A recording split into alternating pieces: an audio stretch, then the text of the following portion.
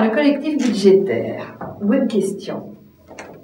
Bonne question, puisque on nous dit que nous allons avoir un collectif budgétaire avec une petite dizaine de milliards de déficit en plus, alors même que nous étions déjà quasiment au-delà des critères de Maastricht, avec une très grande difficulté. La question de la dette française, la dette publique française, est une question extrêmement préoccupante, indépendamment même des engagements internationaux communautaires que nous avons pris, tout simplement parce que le fait de devoir payer des intérêts à un niveau aussi élevé obère totalement les choix que nous pouvons faire par ailleurs. C'est devenu le deuxième poste du budget, et par conséquent, tout l'argent que la Maison France met dans le versement des intérêts ne le met évidemment pas dans autre chose.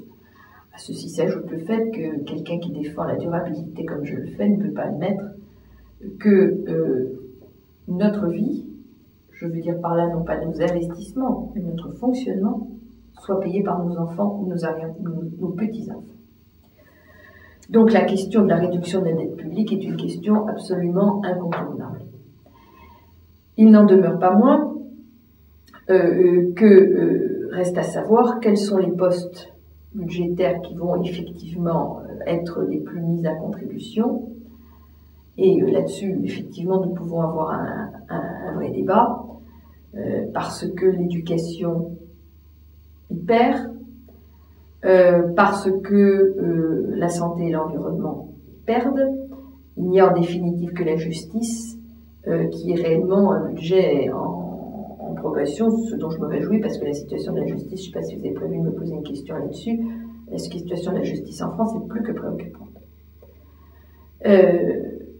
La question que je me pose toutefois, en dehors de celle de l'augmentation des dépenses de l'Élysée, qui est quand même légèrement scandaleuse par les temps qui courent et par les mesures d'austérité qui sont demandées aux autres, c'est la question de savoir où on va trouver les 9 milliards supplémentaires ou 8 milliards supplémentaires du collectif budgétaire lié à la crise financière et quelles vont être les administrations qui vont encore en supporter les conséquences par des coupes sombres, parce qu'on se rend bien compte qu'on arrive quand même dans le dur.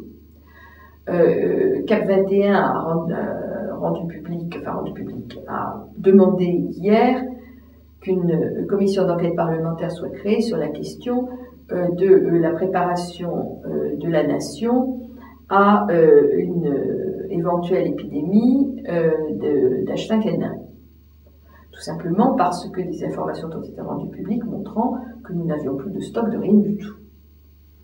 Et que là aussi, c'est quand même une des premières préoccupations que nous pouvons avoir, que de pouvoir lutter, j'espère qu'on n'aura évidemment pas à le faire, contre un éventuel risque épidémique qui serait évidemment catastrophique.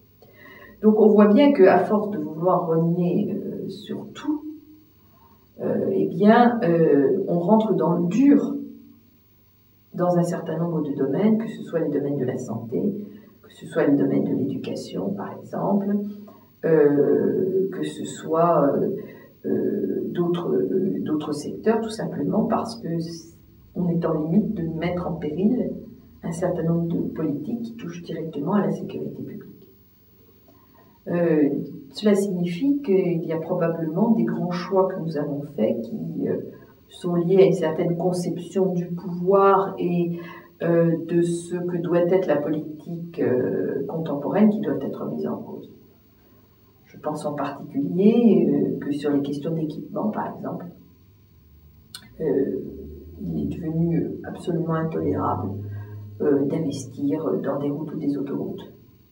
Ce sont des économies qui devraient être systématiquement faites pour être remises ailleurs. Je vous donne cet exemple parce qu'il me paraît particulièrement clair. De la même manière, nous continuons à subventionner un certain nombre d'activités extrêmement polluantes.